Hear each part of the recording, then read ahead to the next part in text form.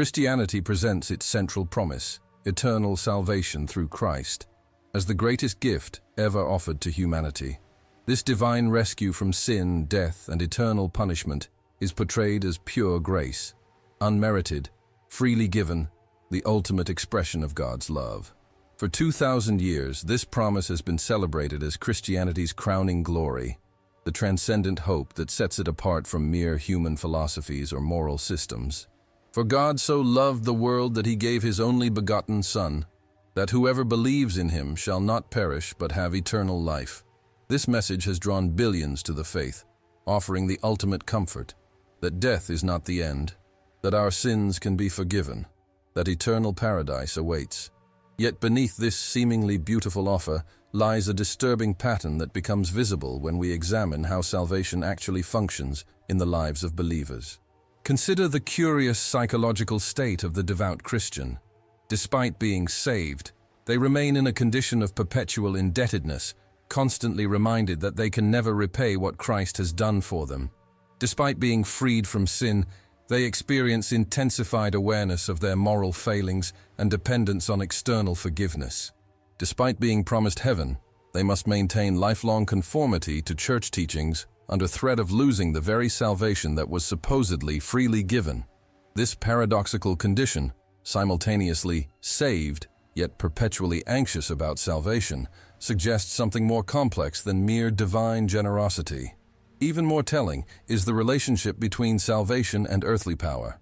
Throughout history, the promise of salvation has shown remarkable correlation with systems of social control. From medieval indulgences that funded church wealth to colonial missions that facilitated imperial expansion, from prosperity gospel extracting money from the poor to fundamentalist movements enforcing strict behavioral codes, the salvation message consistently serves interests beyond spiritual welfare. This persistent connection between heavenly promises and earthly power structures appears too consistent to be coincidental. Most revealing is how the mechanics of salvation create specific psychological dynamics regardless of denominational differences.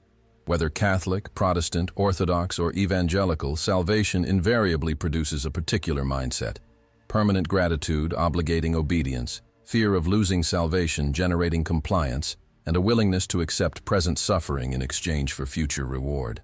This consistent psychological pattern suggests that salvation might function as something more than theological truth, perhaps as a sophisticated mechanism for shaping human behavior in specific, predictable ways.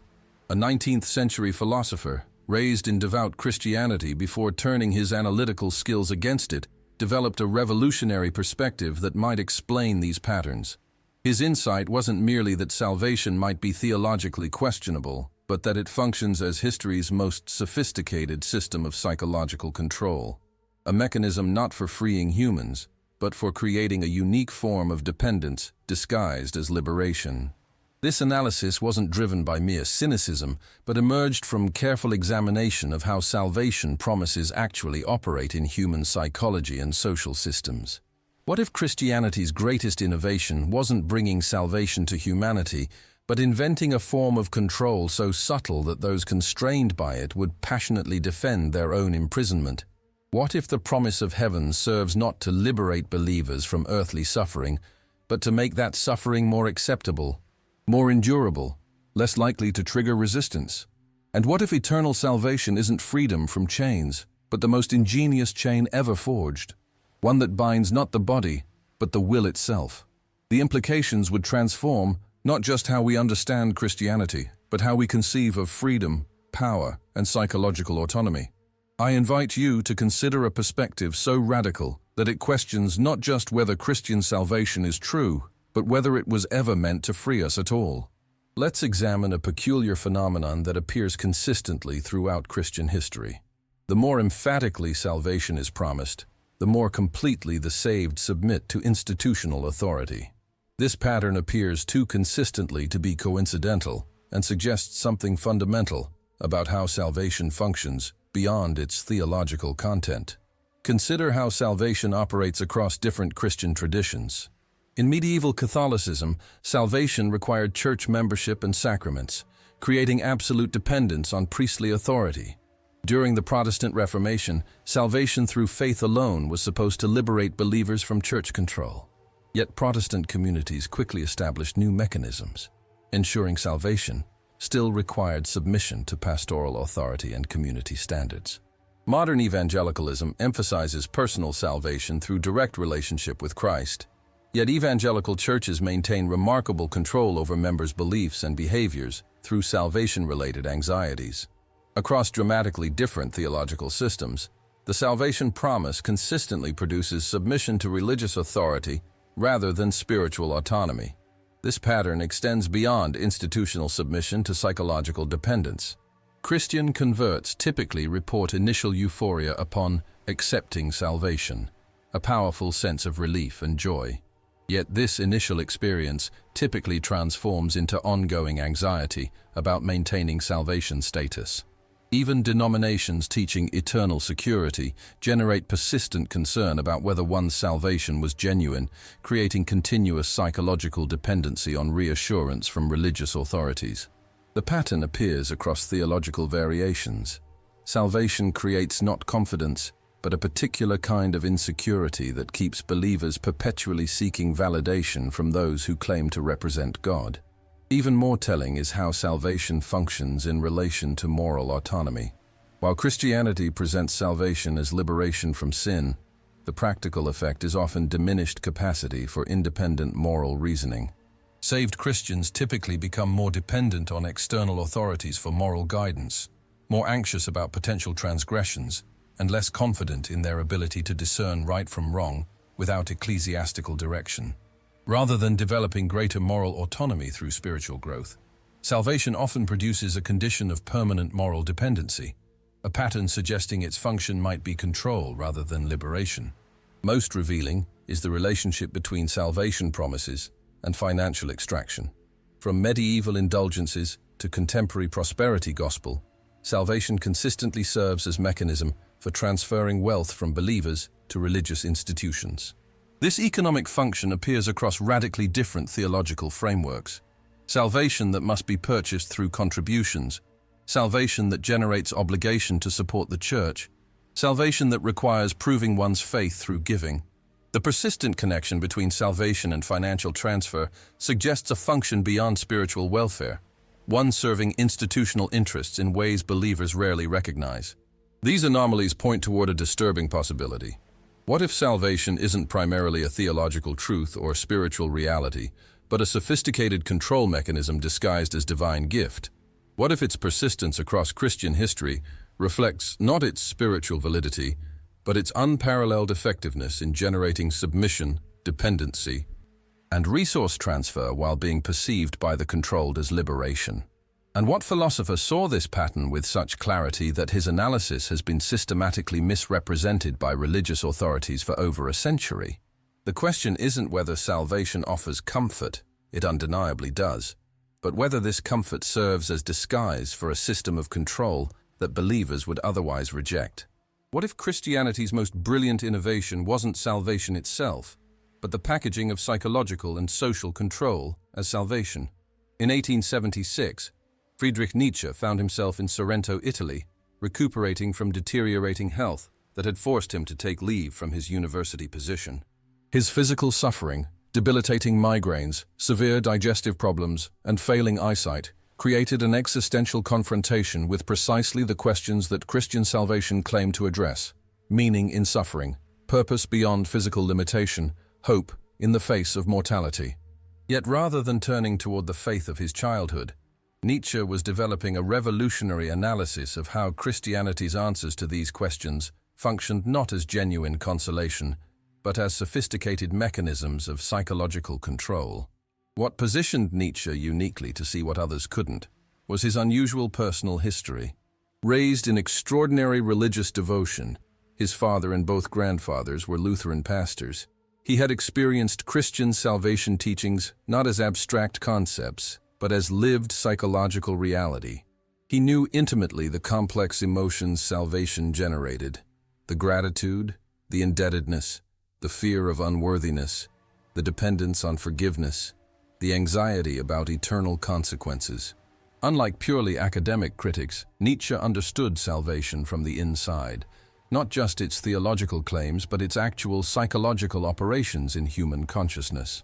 During his walks along the Italian coast, when his health permitted, Nietzsche contemplated a question few had asked directly. What does salvation do to people? Rather than focusing primarily on whether salvation was theologically true, he examined how it functioned, what psychological states it created, what behaviors it encouraged, what forms of life it made possible or impossible. This approach led to a revolutionary insight. Salvation might be better understood not as spiritual reality, but as psychological technology, a sophisticated mechanism for shaping human consciousness in specific ways that served particular interests. In his notebook from this period, later published as Human All Too Human, Nietzsche wrote, "The genius of Christianity lies not in answering the question of suffering, but in transforming the question itself, making suffering meaningful as path to salvation rather than challenging the conditions that create unnecessary suffering." This wasn't mere cynicism, but an observation about how salvation functions. Rather than liberating people from oppressive conditions, it makes those conditions bearable and even meaningful, reducing the likelihood of resistance or demands for change. What distinguished Nietzsche's analysis from mere anti-religious sentiment was his recognition of salvation's psychological sophistication. During those Italian walks, he began developing what he called the genealogy of Christian psychology, an understanding of how salvation functioned as a system of control, operating not through external coercion, but through internal transformation of consciousness. By offering eternal reward for earthly submission, by creating permanent indebtedness through unrepayable divine sacrifice, by generating continuous anxiety about salvation status, Christianity had developed a control mechanism that operated through the very freedom and will of those it controlled. In his personal letters from this period, Nietzsche described his goal not as attacking Christian believers, but exposing the psychological mechanisms operating beneath conscious awareness. The devout Christian believes himself saved and liberated, while constantly demonstrating the psychological condition of the perfectly subjugated, permanent gratitude, continuous moral anxiety, and absolute dependence on authority for validation. This wasn't contempt for believers, but recognition of how salvation functioned, regardless of whether the believer recognized its operations. As Nietzsche walked along the shores of the Mediterranean, developing these insights in painful isolation from the academic and religious establishments, he was formulating an analysis of salvation that wouldn't merely question its theological claims, but would expose its function as perhaps the most effective system of psychological control ever developed. One that ingeniously disguised submission as liberation and dependency as salvation. What if the most disturbing aspect of Christian salvation isn't whether it's true, but how it shapes human psychology, whether true or not? Nietzsche's first compelling evidence appears in his analysis of how salvation transforms human psychology. In Daybreak, published in 1881, he meticulously documents the distinctive mental states produced by salvation belief, not occasionally, or in particular individuals, but systematically across Christian history. The saved consistently exhibit a specific psychological pattern: continuous consciousness of moral inadequacy, permanent gratitude obligating obedience, and persistent anxiety about salvation status requiring external validation. This consistent psychological profile appears regardless of theological variations in how salvation is understood, suggesting that salvation functions primarily as psychological technology rather than mere theological proposition. Consider the historical evidence. Early Christian texts explicitly describe how salvation generates specific mental states. Paul's letters emphasize the believer's permanent indebtedness to Christ. Augustine's confessions demonstrate how salvation intensifies rather than resolves moral anxiety. Medieval penitentials show how salvation anxiety maintained behavioral control. Reformation debates focused intensely on the psychology of salvation, whether believers could have assurance or required ongoing validation through sacraments or evidence of election. Modern revivalism explicitly engineered salvation experiences to produce predictable emotional states: conviction of sin, surrender of will, and dependency on divine forgiveness.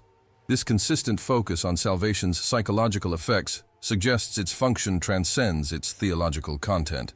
The evidence extends beyond textual analysis to institutional practices.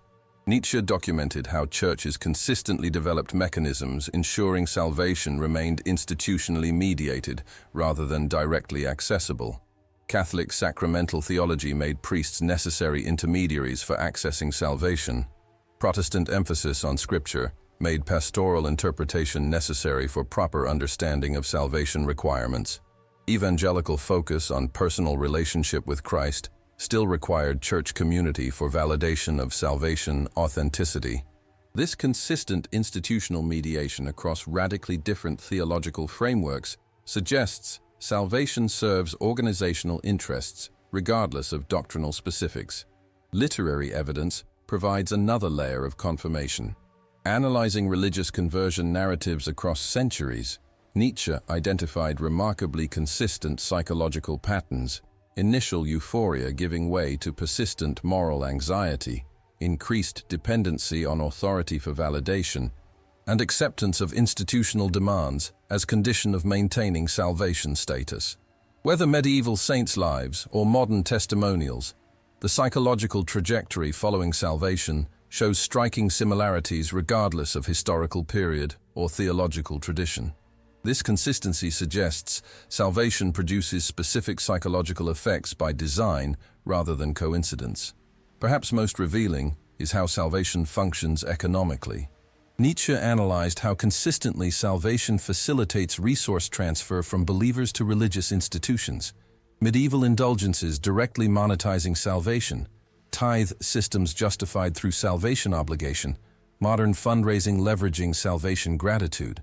This economic function appears across theological variations: salvation requiring financial expression of faith, salvation generating obligation to support those who brought the salvation message, salvation creating spiritual debt that must be partially repaid through material contribution. The persistent economic utility of salvation across different church structures suggests a function beyond spiritual welfare.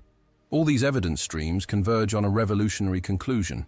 Salvation functions primarily as a sophisticated control technology, a psychological mechanism that produces specific mental states and behaviors regardless of its theological truth value.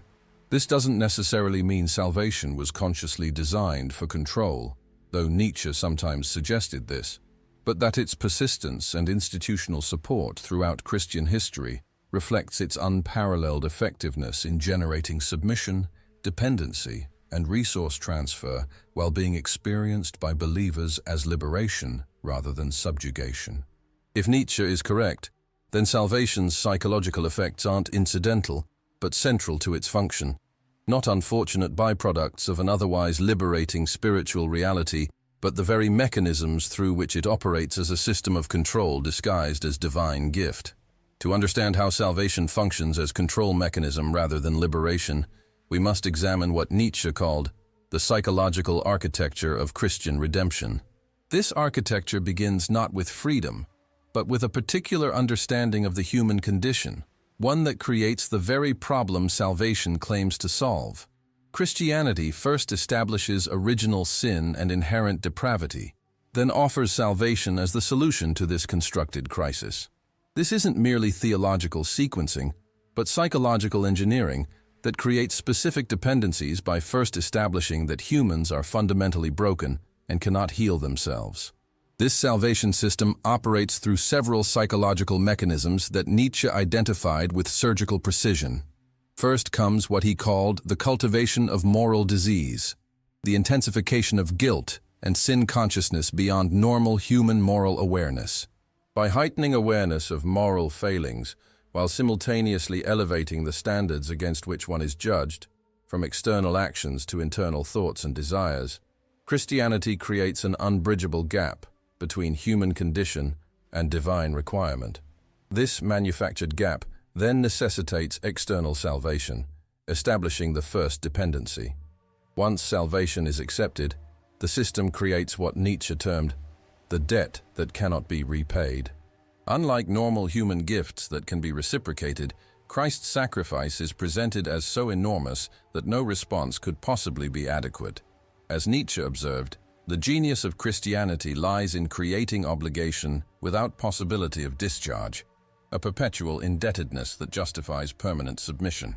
This indebtedness isn't incidental, but essential to how salvation functions, creating psychological conditions where obedience becomes the only possible response to a debt that can never be satisfied. The system maintains control through what Nietzsche called the anxious uncertainty, the persistent question of whether one is truly saved or merely self-deceived.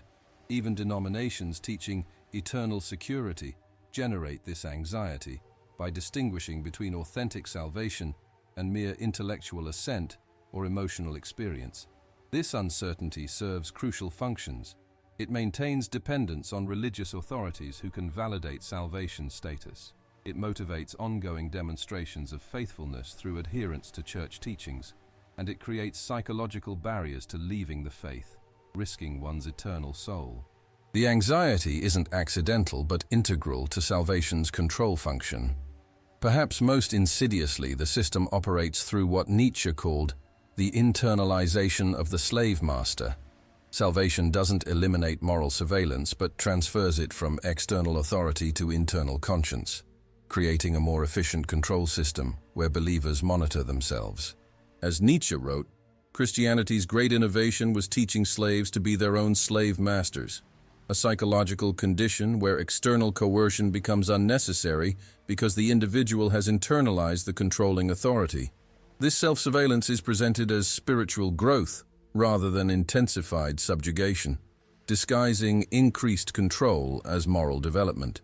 The evidence for these psychological mechanisms appears consistently in Christian literature across centuries. Augustine's Confessions demonstrates how salvation intensifies rather than resolves moral self-scrutiny. Luther's anguished search for assurance exemplifies the anxiety salvation creates rather than alleviates. Puritan diaries reveal obsessive self-examination for evidence of election. Modern testimonials show converts experiencing heightened rather than diminished awareness of moral inadequacy after salvation. This consistent pattern suggests salvation's psychological effects aren't incidental, but central to its function as control technology. What makes this system particularly effective is how it transforms coercion into voluntary submission. Unlike external oppression that generates resistance, salvation creates conditions where the controlled enthusiastically participate in their own subjugation, interpreting their psychological dependency as spiritual relationship, their moral self-surveillance as sanctification, their institutional submission as discipleship.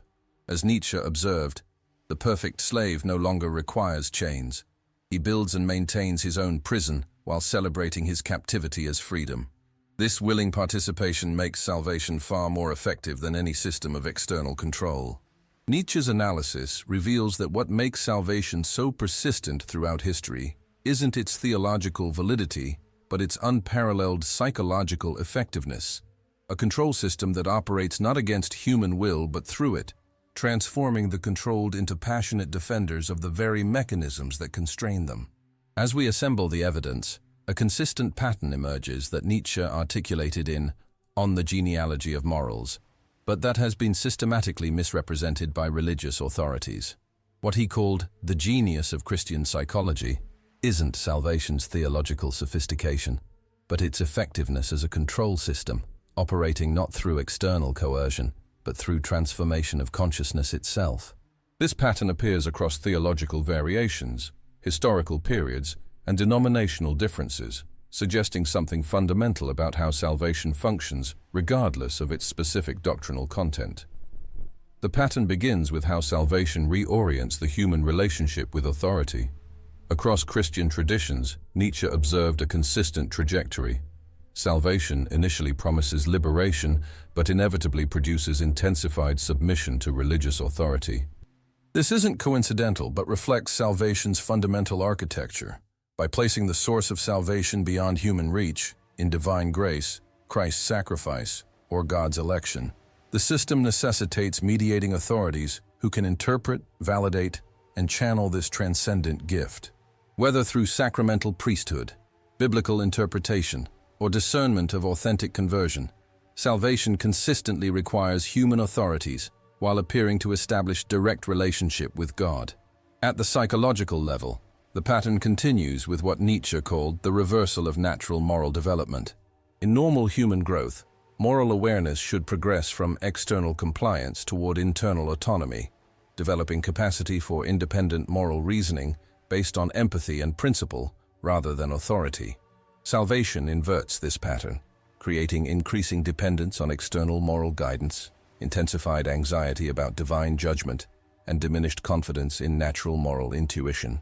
This psychological reversal serves specific functions: maintaining dependence on religious authorities for moral direction, preventing the development of ethical systems that might challenge church teaching, and establishing church rather than conscience as the ultimate moral authority.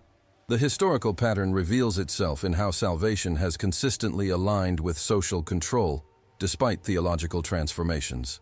When Christianity held political power, salvation explicitly justified earthly hierarchy, peasants accepting feudal conditions to secure eternal reward, slaves embracing submission as spiritual virtue, women accepting patriarchal constraints as divine order. As direct political control diminished, salvation evolved to maintain social control through more subtle mechanisms: internalized moral constraints, community enforcement of behavioral standards, and voluntary submission to church authority. The consistent alignment between salvation requirements and social control interests suggests function beyond spiritual welfare. Perhaps most revealing is the pattern Nietzsche identified in how salvation responds to challenges. When salvation's control functions are exposed, religious authorities don't typically deny them, but reframe them as spiritual benefits. Moral self-surveillance becomes growth in holiness. Anxiety about salvation status becomes healthy fear of the Lord. Dependency on church validation becomes accountability within the body of Christ.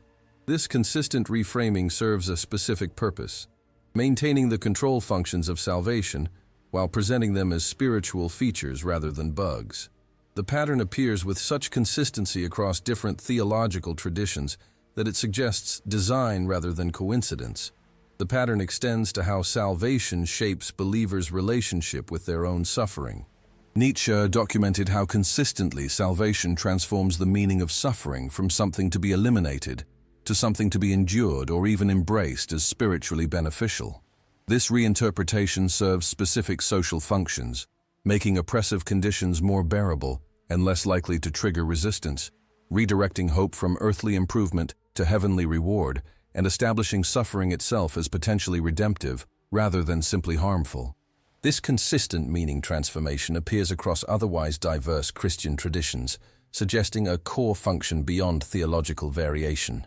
What makes this pattern particularly difficult to recognize is how salvation disguises control as freedom, dependency as relationship, and subjugation as spiritual growth. By operating through transformation of consciousness rather than external constraint, salvation creates conditions where the controlled experience their condition as freely chosen rather than imposed. The perfect control system that requires no external enforcement, because the controlled maintain their own psychological chains while experiencing them as bonds of love. The implications of Nietzsche's analysis extend far beyond academic critique of religion into the practical reality of how we understand freedom, autonomy, and psychological health. If salvation functions primarily as sophisticated control technology rather than spiritual liberation, then many of our basic assumptions about religious experience require fundamental reconsideration. This isn't merely a theoretical concern, but has profound consequences for how individuals relate to religious institutions and their own spiritual development. First, we must confront what Nietzsche called the freedom paradox, the possibility that what feels like liberation through salvation might actually be a more sophisticated form of subjugation. When salvation transforms consciousness in ways that increase dependency on religious authorities, intensify moral self-surveillance, and generate perpetual anxiety about spiritual status, it may create subjective experience of freedom while actually diminishing psychological autonomy. This paradox explains why salvation can simultaneously feel liberating to the believer while producing behaviors characteristic of increased rather than decreased control. a psychological condition where constraints are experienced as chosen relationship rather than imposed limitation. The psychological implications are equally significant. If salvation operates through creating and maintaining specific forms of moral anxiety, perpetual indebtedness, and dependency on external validation, then its effects on mental health deserve critical examination. Nietzsche observed how salvation often produces divided consciousness. External displays of joy and peace, while internally experiencing persistent unworthiness, fear of divine judgment, and anxiety about salvation status. This psychological division isn't incidental but essential to how salvation functions as control mechanism, maintaining behavioral compliance through internal states that believers are taught to interpret as spiritual growth rather than psychological harm. For relationships between believers and religious institutions, the implications are particularly challenging. If salvation functions primarily to create dependency on institutional mediation between the individual and divine, then church authority derives not from theological truth, but from psychological necessity manufactured by the salvation system itself. This understanding doesn't mean all religious authority is illegitimate, but requires distinguishing between guidance that fosters genuine autonomy and systems that maintain dependency through salvation anxiety. Authentic spiritual community might require re-examining how salvation functions within institutional relationships rather than assuming its operation necessarily enhances spiritual growth. Perhaps most profound is the implication for how we understand freedom itself. If salvation represents not liberation, but a particularly sophisticated form of psychological control operating through transformation of consciousness, then genuine freedom might require what Nietzsche called the great health. Development of psychological autonomy that neither requires external salvation nor rejects relationship and moral responsibility. This reconceived freedom isn't selfish individualism, but capacity for genuine relationship unmediated by institutional control, connection with others based on love rather than shared subjugation, moral development based on empathy rather than divine threat, and spiritual growth that increases rather than diminishes psychological autonomy. This doesn't necessarily mean rejecting all aspects of Christian teaching, but distinguishing between elements that foster genuine human flourishing and mechanisms that create psychological dependency disguised as spiritual necessity.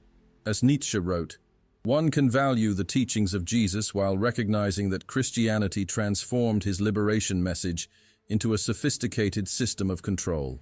This distinction allows for appreciating spiritual insights within Christianity while critically examining how salvation functions psychologically, regardless of its theological validity. These implications suggest a radical but liberating possibility. What if genuine spiritual development requires not securing salvation, but liberating consciousness from the psychological constraints that salvation imposes? What if the path to authentic freedom lies not in being saved, but in recognizing how the very concept of needing salvation creates the psychological conditions for a uniquely effective form of control disguised as divine gift? Why has this understanding of salvation as psychological control technology rather than spiritual liberation been so consistently suppressed or misinterpreted? Nietzsche identified what he called the conspiracy of consolation, not necessarily conscious deception, but a multi-layered system that maintains salvation's appearance as divine gift while concealing its function as sophisticated control mechanism. This conspiracy operates through theological frameworks, institutional practices, and psychological dynamics that collectively prevent recognition of how salvation actually functions. The theological dimension of this conspiracy involves what Nietzsche called the sanctification of subjugation. Religious teachings consistently transform the psychological states produced by salvation. Perpetual gratitude, obligating obedience, moral anxiety maintaining behavioral compliance, dependency on institutional validation, from control mechanisms into spiritual virtues. Indebtedness becomes appropriate response to grace. Intensified moral self-surveillance becomes growth in holiness. Persistent anxiety about salvation status becomes healthy fear of the Lord. This theological reframing serves a specific purpose, maintaining salvation's control functions while presenting them as features rather than bugs of the spiritual system. Institutionally, the maintenance of salvation as divine gift rather than control technology creates obvious advantages. Nietzsche documented how religious organizations benefit from presenting themselves as channels of liberation rather than mechanisms of control, gaining moral authority, maintaining hierarchical power, and extracting resources from grateful recipients rather than subjugated adherents. If salvation were recognized as psychological technology, producing specific forms of dependency rather than spiritual reality conferring freedom, religious institutions would lose their primary source of authority and influence. This institutional self-protection helps explain why perspectives exposing salvation's control functions are so consistently marginalized or misinterpreted. The psychological dimension of the conspiracy operates through what Nietzsche called the double consciousness of believers. He observed how Christians typically maintain simultaneous conflicting awareness, consciously experiencing salvation as liberation while behaviorally demonstrating increased rather than decreased control, verbally proclaiming spiritual peace while emotionally experiencing intensified moral anxiety, intellectually asserting freedom in Christ while practically showing greater dependency on religious authorities.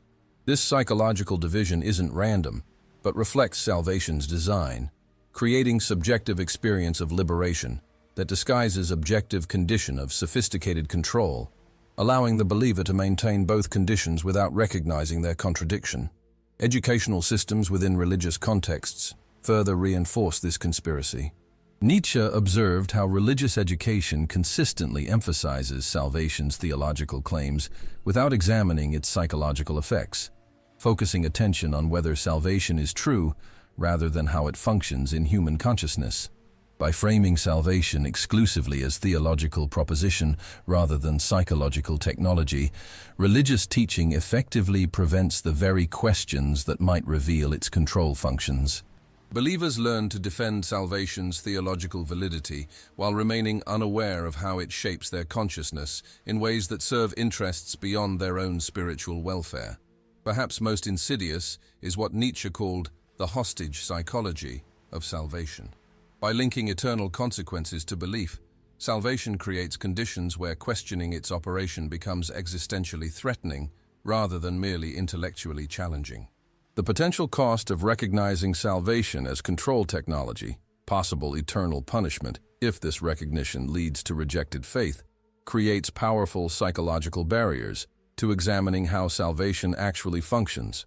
This built-in defense mechanism makes salvation uniquely resistant to critical examination, as the very process of questioning it generates fear that reinforces rather than diminishes its psychological hold. The result is a comprehensive system that maintains salvation's appearance as divine gift, while concealing its operation as sophisticated control technology. This conspiracy persists not primarily through conscious deception, but through interlocking theological, institutional, psychological, and educational mechanisms that collectively prevent recognition of how salvation actually functions in human consciousness and social systems. The most disturbing aspect of Nietzsche's salvation analysis isn't just its implication that Christianity's central promise functions as control rather than liberation, but the systematic ways this understanding has been actively misrepresented whenever it appears. His analysis of this misrepresentation revealed not just disagreement with his position, but a specific immune response that operates whenever salvation's control functions are exposed. This pattern appears with remarkable consistency across different theological traditions and historical periods, suggesting not random resistance but a predictable reaction to a perspective that threatens Christianity's foundational self-understanding. The primary mechanism for this misrepresentation has been what Nietzsche called the moral dismissal.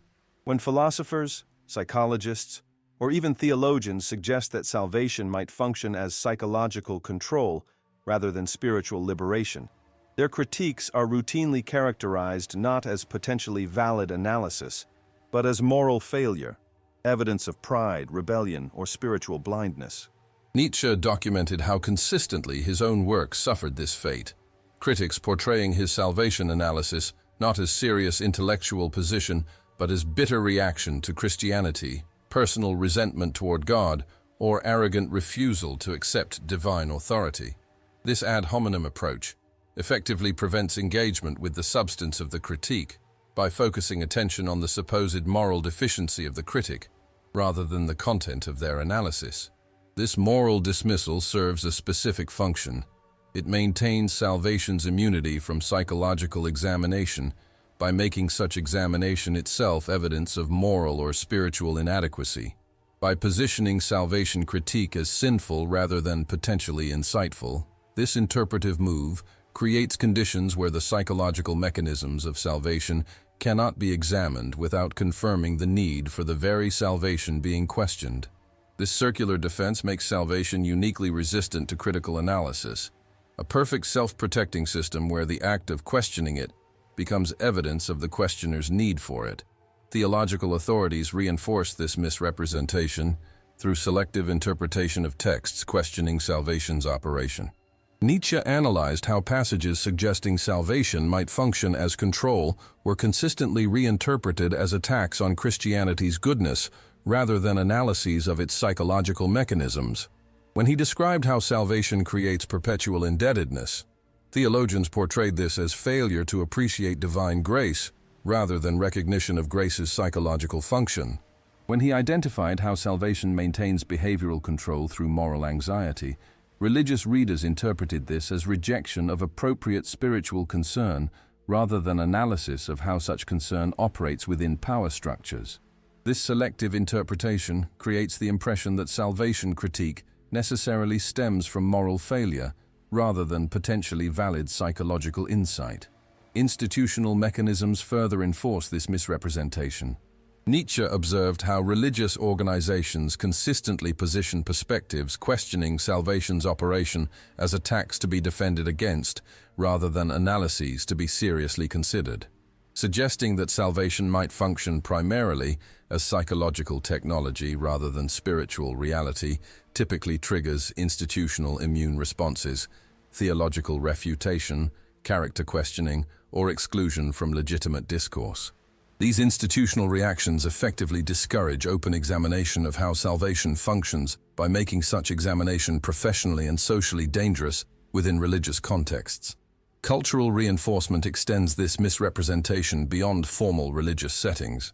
Nietzsche documented how artistic depictions, popular representations, and cultural narratives consistently portray salvation critics as miserable, damaged, or morally corrupt, rather than potentially insightful. Films, novels, and popular discourse typically depict questioning salvation's operation not as intellectual insight, but as spiritual pathology, a pattern that creates background cultural assumption that salvation critique necessarily stems from personal inadequacy rather than valid analysis. This cultural framing makes recognizing salvation's control functions seem like moral failure rather than psychological insight, regardless of the actual merits of the analysis. Perhaps most troubling was what Nietzsche called the silencing of experience. He collected numerous accounts of individuals who recognized through direct experience how salvation had functioned as control mechanism in their own consciousness, creating moral anxiety rather than peace, dependency rather than autonomy, and intensified self-surveillance rather than freedom. Yet when they attempted to articulate these experiences, they were systematically reinterpreted by religious authorities, their observations about salvation's psychological effects attributed to personal spiritual failure rather than insight into how salvation actually functions.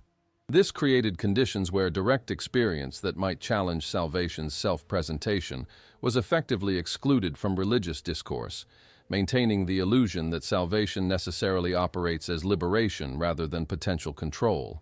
This multi-layered misrepresentation has resulted in what Nietzsche termed the great blind spot, a collective inability to recognize how salvation might function primarily as sophisticated control technology, regardless of its theological validity. This blind spot persists not because Nietzsche's analysis is particularly obscure or invalid, but because recognizing salvation's control functions would require fundamental reconsideration of Christianity's central promise and self-understanding. Reconsideration with implications too threatening for many believers and institutions to seriously entertain. The final question isn't whether salvation brings comfort. It undeniably does for many, but whether this comfort comes at the cost of psychological autonomy and whether genuine spiritual development might require liberation from salvation itself rather than through it. Nietzsche's revolutionary insight wasn't merely that salvation might be theologically questionable, but that its operation in human consciousness might represent one of history's most ingenious control technologies, one that transforms subjugation into relationship, dependency into virtue, and constraint into perceived freedom. This requires a fundamental shift in how we understand freedom itself.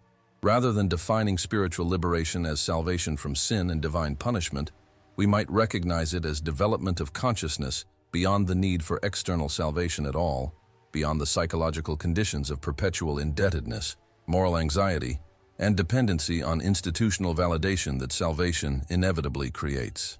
As Nietzsche wrote, "The truly free human being needs no salvation, not because they are perfect, but because they have developed beyond the consciousness that experiences existence as something from which they need to be saved." The practical implications are transformative. Instead of seeking better or truer forms of salvation, you might cultivate what Nietzsche called the sovereign individual, consciousness characterized by moral autonomy based on empathy rather than divine command, psychological wholeness that integrates rather than suppresses natural human drives, and spiritual development that increases rather than diminishes freedom. This doesn't mean abandoning relationship, community, or ethical responsibility, but establishing these on foundations that foster genuine autonomy rather than disguised control. For those who have experienced salvation's darker psychological effects, the perpetual unworthiness, the moral anxiety, the fear of divine punishment, the dependency on institutional validation, this perspective offers revolutionary possibility. Rather than interpreting these experiences as personal spiritual failure, you might recognize them as salvation's intended psychological functions, not bugs, but features of a system designed to maintain control through transformation of consciousness itself. This recognition doesn't invalidate all religious experience, but allows distinguishing between elements that foster genuine human flourishing and mechanisms that create psychological dependency disguised as spiritual necessity. This understanding illuminates why certain Christian teachings appear so contradictory. Salvation simultaneously offered as free gift, yet requiring lifelong obedience. Believers declared completely forgiven, yet kept in perpetual consciousness of sin. Followers promised direct relationship with God, yet required to maintain institutional mediation. These aren't theological inconsistencies, but functional necessities, the mechanisms through which salvation maintains psychological control while appearing to offer liberation. Recognizing these contradictions as design rather than flaw allows more honest engagement with how Christianity actually functions beyond its theological claims. The transformation extends to how we understand Christianity's historical persistence. If salvation represents not theological truth but unparalleled psychological technology for creating willing submission, its extraordinary success throughout history becomes comprehensible in new ways. Christianity persisted not merely through coercion or truth claims, but through development of a control system that operates through transformation of consciousness itself, creating conditions where the controlled enthusiastically participate in and defend their own subjugation while experiencing it as salvation. This understanding doesn't deny Christianity's cultural contributions, but contextualizes them within a more complex understanding of how religion functions psychologically and socially. For religious institutions, this perspective presents both challenge and opportunity. The challenge involves acknowledging how salvation has functioned as control mechanism and developing approaches to spirituality that foster genuine autonomy rather than disguised dependency. This doesn't mean abandoning all traditional teachings, but distinguishing between elements that enhance human flourishing and mechanisms that maintain institutional power through psychological control. The opportunity lies in the possibility of authentic spiritual community based not on salvation dependency, but on mutual growth, genuine relationship, and shared ethical commitment without the psychological constraints that salvation inevitably imposes. The most profound transformation comes in how we understand human potential itself. If salvation represents not spiritual necessity but sophisticated limitation of consciousness disguised as liberation, then possibilities for human development might extend far beyond what Christianity has typically permitted or imagined.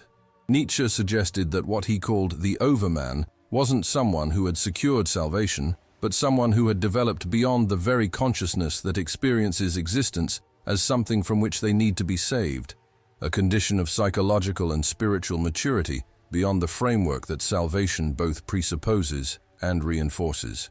This doesn't mean rejecting moral responsibility, relational connection, or spiritual development, the legitimate human needs that salvation claims to address. Rather, it involves pursuing these aspects of human flourishing without the psychological constraints that salvation imposes. Moral development based on empathy and natural human values rather than divine command and threat. Relationships characterized by mutual growth rather than shared subjugation. And spiritual development that increases psychological autonomy rather than maintaining dependency on external validation. The question isn't whether to abandon human flourishing, but whether salvation as traditionally conceived actually fosters or constrains it. The invitation is clear. Rather than continuing to seek salvation in its traditional form, a pursuit that inevitably produces specific psychological constraints regardless of its theological validity, you might develop what Nietzsche called the great health, consciousness characterized by moral autonomy, psychological integration, and spiritual development beyond the need for external salvation. This isn't rejecting all religious insight, but liberating spiritual development from the specific constraints that salvation psychology inevitably imposes. Will you continue seeking salvation through systems that maintain control through creating permanent indebtedness, moral anxiety, and institutional dependency? Or will you have the courage to consider that genuine spiritual freedom might require liberation from salvation itself rather than through it? The cross might not be the symbol of freedom you've been taught to see, but the sign of history's most sophisticated psychological prison, one that transforms the controlled into passionate defenders of the very mechanisms that constrain them. The path to genuine spiritual development might require not securing salvation, but recognizing how the very framework that presents salvation as necessity actually limits human consciousness in ways that serve interests beyond your own spiritual flourishing.